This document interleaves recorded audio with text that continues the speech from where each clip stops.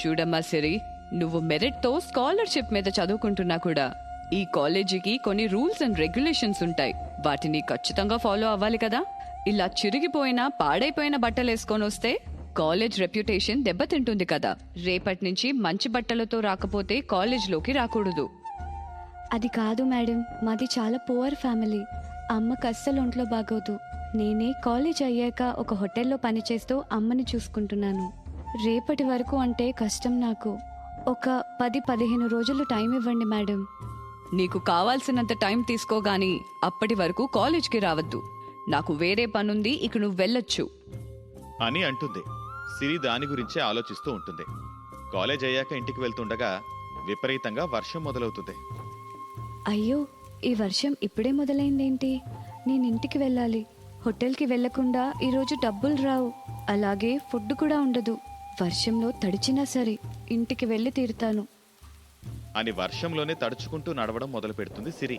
అదే సమయంలో అదే కాలేజ్లో చదివే ఊహ సిరిని చూసి కారాపుతుంది. వర్షంలో ఈవినింగ్ వాక్ చాలే కానీ రా, కారెక్కు, మీ ఇంటి దగ్గర దింపుతాను. ఏంటి వర్షంలో ఇలా తడుచుకుంటూ వెళ్ళడానికి రీజన్? అంత అర్జెంట్ ఏమైనా ఉందా ఇంటి దగ్గర? అర్జెంట్ అంటే అంతే. అది సరే, నువ్వు మన కాలేజే కదా, ఎప్పుడు కనిపించవేంటి కాలేజ్లో? అదా, నేను మీలా మెరిట్ స్టూడెంట్ని కాదు కదా. మేనేజ్మెంట్ కోటా సార్, డబ్బులతో అన్ని పనులు అయిపోతాయి. కేవలం ఎగ్జామ్స్ రాస్తే చాలు. అది సరే కానీ ఇంతకీ మీ ఇల్లు ఎక్కడా? ఆ ముందుకెళ్ళాపై. ఏంటి ఇక్కడ ఇల్లులే లేవు, ఇక్కడ ఆపమన్నావేంటి? అదిగో అక్కడ కనిపిస్తుంది కదా. ఈ గాలివానకి చెట్లు కంటే ఎక్కువగా ఊగుతుందే మా ఇల్లు. సరే, చాలా థ్యాంక్స్. రేపు కాలేజ్లో కలుద్దాం. అది ఇల్లా? ఆ ఇంట్లో ఎలా ఉంటారబ్బా? నా లైఫ్లో ఫస్ట్ టైం చూస్తున్నారు ఇలాంటి ఇంటిని. నేను కూడా నా లైఫ్లో ఫస్ట్ టైమే కారెక్కాను అని చెప్పి కార్ దిగి వెళ్ళిపోతుంది సిరి. సిరి తన తల్లికి కావలసిన టాబ్లెట్స్ వేసి వెంటనే హోటల్కు వెళ్ళిపోతుంది. హోటల్లో పనిచేస్తూ ఎవరూ లేని సమయాల్లో చదువుకుంటూ ఉంటుంది సిరి. అలా హోటల్ మూసేసే వరకు పని చేసిన తర్వాత హోటల్ యజమాని ఇచ్చిన ఫుడ్ని తీసుకుని ఇంటికి వెళ్ళిపోతుంది. వచ్చావా తల్లి? ఈ చిన్న వయసులోనే నీకు ఎన్ని కష్టాలు ఇచ్చాడమ్మా ఆ భగవంతుడు. నా మీద కొంచెం కూడా జాలిగా లేకుండా ఇలాంటి పరిస్థితుల్లో నెట్టేసి నువ్వు కష్టపడుతుంటే చూడమని శిక్ష వేశాడు. ఇలా కూతురు కష్టపడుతుంటే ఏ తల్లి చూడలేదు. అమ్మా, ఎక్కువగా ఆలోచించకు, ఇదిగో తిను అని తన తల్లికి తినిపిస్తుంది సిరి. వర్షం ఇంకా పెద్దగా మారడంతో తీవ్రంగా వచ్చిన గాలి వల్ల సిరి ఇల్లు గాలికి కొట్టుకుపోతుంది. సిరి వెంటనే పరిగెత్తుకుంటూ పక్కింటికి వెళ్ళి, ఆంటీ, మా ఇల్లు గాలివానకి కొట్టుకుపోయింది. ఈ రాత్రికి మీ ఇంట్లో తలదాచుకుంటామాంటీ. ఏంటి మా లాంటి ధనవంతులింట్లో దోపిడీ చేయడానికి ఇదో కొత్త ప్లానా? నడు నడు. అమ్మా సిరి, ఇలా అందరినీ అడిగి అవమానం పడే బదులు ఇలా వర్షంలో తడుచుకుంటూ ఉండడమే అని చెప్తున్నా తల్లి మాటలు వింటూనే పక్కనే ఉన్న ఒక రేకు ముక్కను తీసుకొచ్చి తన తల్లి తడవకుండా పట్టుకొని ఉంచుతుంది. అలా రాత్రంతా వర్షంలో తడుస్తూనే ఉండడంతో ఉదయానికల్లా కుప్పకూలి పడిపోతుంది సిరి. అమ్మా సిరి, ఏమైందమ్మా? ఏమైంది? లే అని లేపడానికి ఎంత ప్రయత్నించినా కూడా లాభం లేకుండా పోయింది. ఎవరినైనా సహాయం అడుగుదామని చూసినా కూడా అందరూ తిరస్కరించి వెళ్లిపోయేవారే కాని సహాయం చేసేవారు లేరు. ఉదయాన్నే కాలేజ్కు వెళ్తున్న ఊహ అక్కడ జరిగింది చూసి అక్కడికి వస్తుంది. వెంటనే తన కారులో హాస్పిటల్కి తీసుకుని వెళ్తుంది. కాసేపటికి సిరికి మెలకువ వచ్చి చూడగా తనకంతా గందరగోళంగా ఉంటుంది. ఇదేంటి, నేను ఇక్కడున్నాను? ఇంత పెద్ద హాస్పిటల్ అంటే చాలా ఖర్చు అవుతుంది. నా దగ్గర డబ్బు లేదు. ఊరి చివరినున్న ప్రభుత్వ హాస్పిటల్కి వెళ్దాం. సిరి, నువ్వు కంగారు పడకు, హాస్పిటల్ బిల్స్ నేను చూసుకుంటా కదా. నువ్వు రెస్ట్ తీసుకో, నేను కాలేజ్ అయిపోయాక మళ్ళీ వస్తాను. ఈ రోజు కాలేజ్ ఉంది కదా, నేను వస్తాను ఊహా. అసలే ఈ రోజుకి చాలా ఇంపార్టెంట్ క్లాసెస్ ఉన్నాయి. ఇదంతా వింటున్న డాక్టర్ దగ్గరకొచ్చి, నీకు టెస్ట్ చేసిన తర్వాత తెలిసింది నీ బాడీ చాలా వీక్గా ఉంది. మీ అమ్మ మాటల ప్రకారం తెలిసింది నువ్వు చదువు కోసం ఇంటి కోసం చాలా కష్టపడుతున్నావని. ఉదయాన్నే లేచి చదవడం, కాలేజ్కి వెళ్లడం, అర్ధరాత్రి వరకు హోటల్లో పనిచేయడం, వీటన్నిటి వల్ల నీ శరీరానికి కావలసిన విశ్రాంతి, నిద్ర, ఆహారం ఇవ్వలేకపోతున్నావు. అందుకే ఇలా అయ్యింది. నువ్వు ఈరోజు అమ్మ బాగుండాలని ఇవన్నీ చేస్తున్నావని చెప్పొచ్చు, కానీ నువ్వు బాగుంటేనే మీ అమ్మ ఇంకా చాలా ఆనందంగా ఉంటుంది. ఏ తల్లి అయినా పిల్లల ఆనందమే తన ఆనందంగా భావిస్తుంది కదా. మా అమ్మ నాన్నలు నేను చాలా గొప్పగా చదువుకోవాలని అనుకున్నారు డాక్టర్. కానీ నేను ఎదుగుతున్నప్పుడే నాన్న చనిపోవడం, అమ్మ నన్ను చదివించడానికి నానా ప్రయత్నాలు చేయడం చూసి నేను బాగా చదువుకోవాలని నిర్ణయించుకున్నాను. కానీ ఇంతలో అమ్మకి ఇలా అవ్వడంతో అమ్మని కూడా చూసుకోవాలి కదా, అందుకే అన్ని చేయాల్సి వస్తుంది. సిరి, నువ్వు కంగారు పడకు. నేను మన ప్రొఫెసర్తో మాట్లాడతాను. ఇలా అర్ధరాత్రి వరకు కష్టపడి పనిచేసి నిద్రాహారాలు మాని ఇలా ఆరోగ్యం మీదకి తెచ్చుకునే కంటే మన కాలేజీలోనే నీకేదో పని దొరుకుతుందేమో అడుగుతాను. ఈ ఒక్క రోజుతో ఏం మునిగిపోలేదులే, రెస్ట్ తీసుకో. సిరి, నీలాంటి బిడ్డ దొరకడం తల్లిగా నా అదృష్టం. కానీ నాలాగా ఏ పని చేయలేక కూతురు సంపాదన మీద బతికే తల్లి దొరకడం నీ దురదృష్టం. నన్ను పట్టించుకోవడం మానేసి నీ భవిష్యత్తు ఆరోగ్యం మీద దృష్టి పెట్టు తల్లి. నేను ఏ గుళ్ళోనూ బ్రతికేస్తాను. ఇలా నిన్ను బాధ పెడుతూ బ్రతకడం కంటే అదే నాకు కాస్త బాగుంటుందేమో. అమ్మా, నిజం చెప్పు, నువ్వు నన్ను వదిలి ఉండగలవా? నువ్వు నేను ఇబ్బంది పడుతున్నాను అనుకుంటున్నావు, కానీ నేను నీ కోసం చేసే ప్రతి కష్టం కూడా ఇష్టంగానే ఉంటుందమ్మా. నువ్వు ఇలాంటి మాటలు మాట్లాడితేనే తట్టుకోవడానికి కొంచెం కష్టంగా ఉంటుంది. సిరి, గుడ్ న్యూస్. నేను ప్రొఫెసర్తో మాట్లాడాను. నీకు లైబ్రరీలో జాబ్ ఇస్తానన్నారు, కానీ కొంచెం కష్టంగా ఉంటుందేమో పని. ఆలోచించుకో మరి. లైబ్రరీ అంటున్నావు? అక్కడ చదువుకోవడానికి బుక్స్ ఉంటాయి. అందరూ డబ్బులు పెట్టుకుని లైబ్రరీలో బుక్స్ తీసుకొని చదువుకుంటుంటే నేను మాత్రం ఉచితంగానే చదువుకోవచ్చు. ఇంతకన్నా మంచి అవకాశం ఉంటుందా చెప్పు? ప్రతి కష్టాన్ని నీకు అనుకూలంగా మార్చుకుంటావు తల్లి, అదే నీ గొప్పతనం. సరే సరే పదండి, నాకు ఆలస్యం అవుతుంది. మిమ్మల్ని ఇంటి దగ్గర దింపేసి నేను కూడా ఇంటికి వెళ్తాను. అదేంటి ఇంటికి వెళ్దామంటే అలా డల్గా మారిపోయారు? నిన్న రాత్రి వర్షం పడింది కదమ్మా.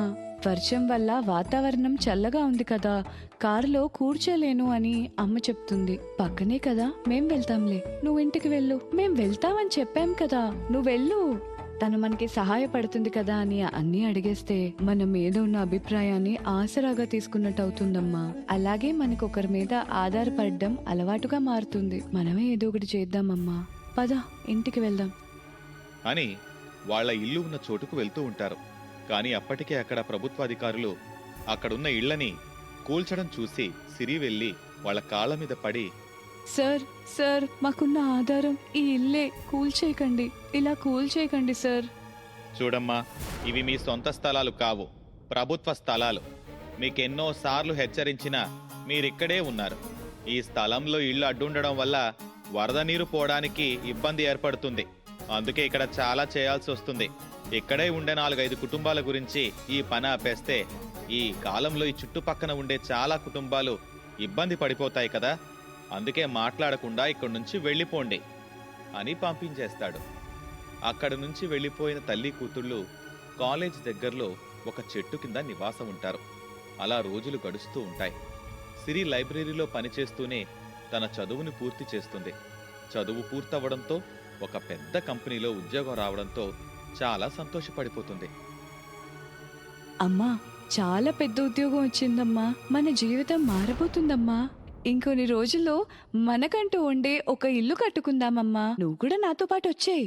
కిరాయి ఇంట్లో అయినా పర్లేదు గాని కలిసుందామమ్మా. ఊహా, నువ్వేంటిక్కడా? నీతో పాటు చదివాను గాని నీలా పాస్ కాలేకపోయాను. సో ఆ కోచింగ్ ఈ కోచింగ్ అని అన్ని కోచింగ్ సెంటర్స్ తిరుగుతూ ఉన్నా. చూద్దాం, ఏదైనా కలిసి వస్తుందేమో. కాలేజీలో ఉన్నప్పుడు చదువుంటే ఇప్పుడు ఈ పరిస్థితి వచ్చుండేది కాదు కదా. సరే, సాయంత్రం ఇంట్లో కూర్చొని మాట్లాడుకుందాం అని చెప్పి ఆఫీస్కి వెళ్ళిపోతుంది సిరి. అప్పటి నుంచి ఊహకి కావలసిన ఏర్పాట్లన్నీ సిరి చేస్తూ తనకి కావలసిన సహాయం ఎప్పటికప్పుడు చేస్తూ ఉండేది. అలా ఎన్ని కష్టాలున్నా చదువుని నిర్లక్ష్యం చేయకుండా చదువుకున్న సిరి మంచి ఉద్యోగం చేసుకుంటూ ఉంటే, అన్నీ ఉన్నా చదువుని నిర్లక్ష్యం చేసి తన నైపుణ్యం ఏంటో తెలుసుకొని ఊహ ఉద్యోగం కోసం వెతుక్కునే ఊహల్లో పడిపోయింది. సీతారామపురం అనే గ్రామంలో నివసించే దివ్యకి చదువు చెప్పడం అంటే చాలా ఇష్టం. కానీ ఇంట్లో ఉండే బిజీ పనుల వల్ల తనకి ఒక స్కూల్కి వెళ్ళి టీచర్గా పనిచేయాలంటే అస్సలు వీలు పడదు. ఏవండి, నేను ఈ సంవత్సరమైనా మన ఊరిలో ఉన్న స్కూల్లో టీచర్గా జాయిన్ అవుతానండి. నాకు ఇంట్లో ఉంటే బోర్ కొడుతుంది. పైగా మీకు తెలుసు కదా, నాకు పిల్లలకి చదువు చెప్పడం అంటే చాలా ఇష్టమని. ప్లీజ్ అండి, ఈ సంవత్సరం అయినా ఒప్పుకోండి. అబ్బా దివ్య, ఈ సంవత్సరం అస్సలు వీలు పడదు. మనకి ఇంటి పనులే చాలా ఉన్నాయి. పైగా ఈ సంవత్సరం మీ చెల్లి పెళ్లి కూడా ఉంది. మర్చిపోయావా? వచ్చే సంవత్సరం ఖచ్చితంగా పిల్లలకి చదువు చెప్పడానికి వెళ్దువులే. 2 సంవత్సరాల నుంచి నాకు మీరు ఇదే చెప్తున్నారు. ఇంకా ఎప్పుడండి పంపించేది? పెళ్ళయ్యాక వెళ్దామంటే కొత్తగా పెళ్ళయింది కదా అని అన్నారు. తర్వాత పిల్లలు. అప్పుడు వెళ్తాను అంటే పిల్లలు చిన్నపిల్లలు కదా, కొంచెమైనా పెద్దయ్యాక వారితో పాటు స్కూల్కి వెళ్ళి చదువు చెప్పుకో అన్నారు. వాళ్ళు స్కూల్కి వెళ్ళడం అయ్యింది గాని నేను మాత్రం ఇంకా ఇదిగో వంటలు చేసుకుంటూ బట్టలు పిండుకుంటూ ఉన్నాను. దివ్య, ఇప్పుడు ఏమైందని చెప్పు. అంటే ఇక్కడ ఎవరూ కూడా ఇంట్లో పనులు చేయడం లేదా? చేస్తున్నారండి. నా ఉద్దేశం, నాకు ఆ పని తప్ప నేను ఇంకా వేరే ఏ పని చేయడం లేదనే కదా నా ఫీలింగ్. అక్కడ మీ తమ్ముడు భార్యను చూడండి, చకచక ఇంటి పనులు చేసుకుంటూ స్కూల్లో టీచర్గా కూడా పనిచేస్తుంది. తమ్ముడి సంపాదన అంటే అంతంత మాత్రాన, కాబట్టి వాడి వైఫ్ అలా ఉద్యోగం చేస్తుంది. కానీ నీకు ఆ అవసరమే ఉంది చెప్పు. నేను బాగానే సంపాదిస్తున్నాను కదా దివ్య. ఇప్పుడేంటి నీ ప్రాబ్లం? ప్రాబ్లం ఇక్కడ సంపాదన విషయంలో కాదండి, సెల్ఫ్ రెస్పెక్ట్. నాకు ఏదైనా నా సొంతంగా పని చేసుకుని నాకంటూ ఓ గుర్తింపు ఉండాలని ఉంటుంది కదా, దానికోసమే అండి నేను టీచర్ని అవుతానని చెప్పడం. నీ తపన నాకు అర్థమవుతుంది దివ్య. కానీ నేను ప్రతి వారంలో కనీసం 3 రోజులైనా ఇంట్లో లేకుండా వెళ్ళిపోతాను. ఇక నువ్వు కూడా ఇంట్లో లేకుండా అంటే ఎలా చెప్పు? అంటే నన్ను ఈ ఇంటికి వాచ్మెన్ని చేస్తున్నారా? అంటూ బాధగా తన గదిలోకి వెళ్లి తలుపు వేసుకుంది దివ్య. వేణు ఎంత తలుపు తట్టినా కూడా తెరవడం లేదు. తన తమ్ముడు భార్య అయిన శ్వేత వేణు ఇంటికొచ్చి, అక్క అక్క. శ్వేత, దివ్య పని మీద బయటికెళ్ళింది. ఏం కావాలి? ఏం లేదు బావగారు, ఆయన జాబ్కి వెళ్ళిపోయాడు. నేనిక స్కూల్కి వెళ్తున్నాను.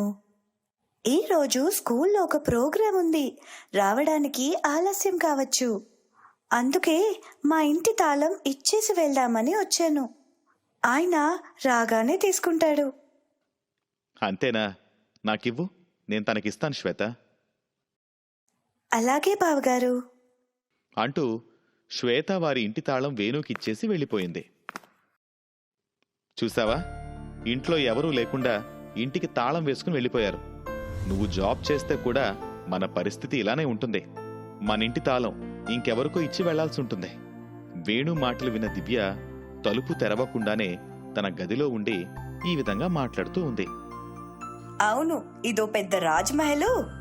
దీనికి తాళం వేస్తే రాజపాలన చేయడానికి ఎవరుండ్రు.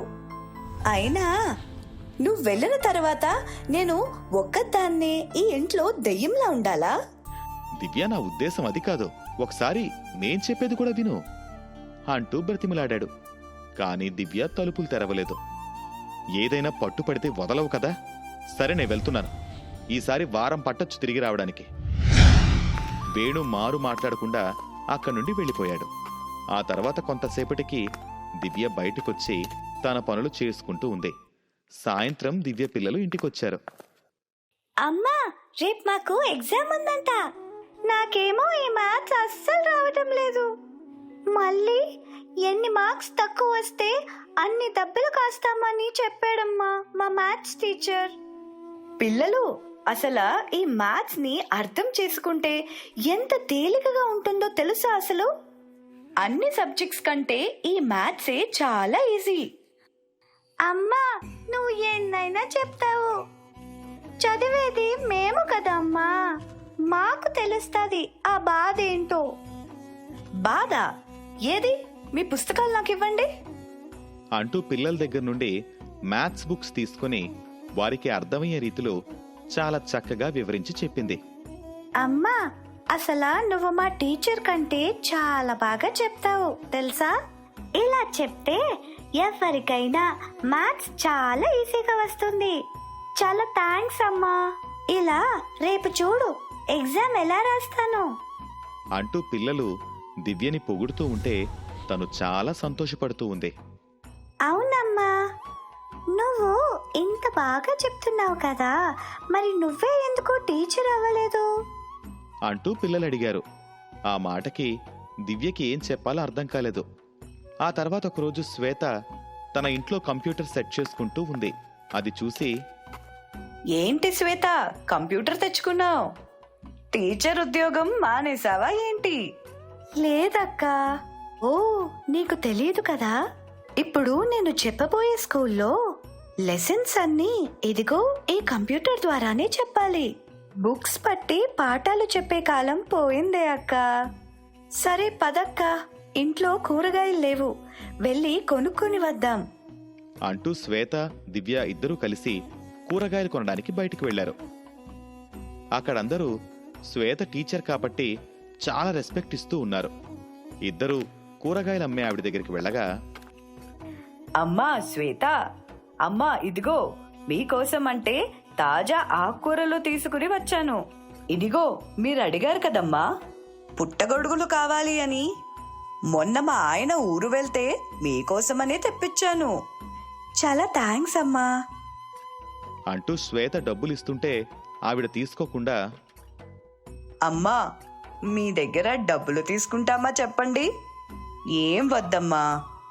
అయ్యో, మీరు నా కోసం ఇన్ని తెప్పించారు, మీకేమీ ఫ్రీగా రాలేదు కదా, తీసుకోండి అంటూ శ్వేత డబ్బులిచ్చింది. అది చూసి దివ్య, ఈవిడ కేజీకి ఒక్క కూరగాయ కూడా ఎక్కువైదు ఎవరికి. ఇప్పుడు చూడు, టీచర్ అనగానే ఫ్రీగా ఇస్తుంది. అయినా పిల్లలకి చదువు చెప్పేవాళ్ళు అంటే ఆ మాత్రం గౌరవం ఉంటుంది సమాజంలో. నాకు అంత అదృష్టం లేకపోయింది అని అనుకుంటూ బాధపడుతూ ఇంటికి వెళ్ళిపోయింది. తను ఎలా అయినా సరే టీచర్ కావాలని అనుకుంది. అలా అనుకున్నప్పటి నుండి ఆ ఊరు చుట్టుపక్కల పెద్దగా వర్షాలు మొదలయ్యాయి. పిల్లల స్కూల్ నదికి అవతల వైపు ఉండడం వల్ల వరదలు బాగా రావడంతో ఎవరు స్కూల్కి వెళ్ళలేకపోయారు. ఇదే నాకు మంచి అవకాశం. ఈ వర్షాలు చూస్తూ ఉంటే ఇంకొక నెల రోజుల వరకు పిల్లలు స్కూల్కి వెళ్ళేలా లేరు. నేను ఈ పిల్లలకి ఇంట్లోనే పాఠాలు చెప్తాను అని అనుకుంది. తన ఇంటి చుట్టుపక్కల వారిని ఒప్పించి తన ఇంట్లో పిల్లలకి పాఠాలు చెప్పడం మొదలుపెట్టింది. దివ్య టీచర్ పాఠాలు చాలా బాగా చెప్తున్నారు కదరా? అవునరా, మన స్కూల్లో టీచర్ కంటే బాగా చెప్తున్నారు. మనం దివ్య టీచర్ దగ్గరే నేర్చుకుందాం ఇక నుండి. అలా పిల్లలందరికీ దివ్య టీచింగ్ చేసే పద్ధతి చాలా బాగా నచ్చింది. ఆ తర్వాత వర్షాలు తగ్గిన తర్వాత పిల్లల్ని స్కూల్కి వెళ్ళమని చెబితే, లేదు, మేము ఏ స్కూల్కి వెళ్ళము, మేము దివ్య టీచర్ దగ్గరే పాఠాలు నేర్చుకుంటాం అని పట్టుపట్టారు. ఈ విషయం తెలిసి స్కూల్లోని టీచర్లందరూ వచ్చి దివ్య టీచింగ్ చూడగా ఆ స్కూల్ ప్రిన్సిపల్, వావ్, చాలా బాగా చెప్తున్నారు దివ్య గారు మీరు. మీకు అభ్యంతరం లేకపోతే మా స్కూల్లో టీచింగ్ చేస్తారా అంటూ ఆ స్కూల్ ప్రిన్సిపల్ అడిగాడు. ఇదంతా చూస్తున్న వేణు, ఇన్ని రోజులు ఒక మంచి టీచర్ని నేను వంట మనిషిగా చూశానా అంటూ దివ్య క్షమాపణ చెప్పి తన స్కూల్లో టీచింగ్ చేయడానికి పంపించాడు.